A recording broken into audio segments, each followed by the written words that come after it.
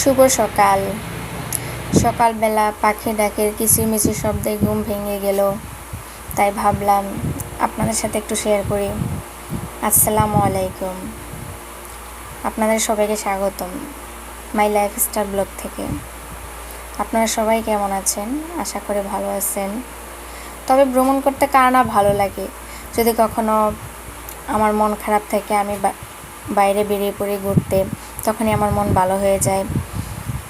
আজকেও তেমনই ঘুরতে গেলাম একটি জায়গায় যেখানে গাছপালা, সবুজ বৃক্ষ, পাহাড় পর্বতে ঘেরা ছিল। গ্রামীণ পরিবেশ দেখতে খুব ভালো লাগলো।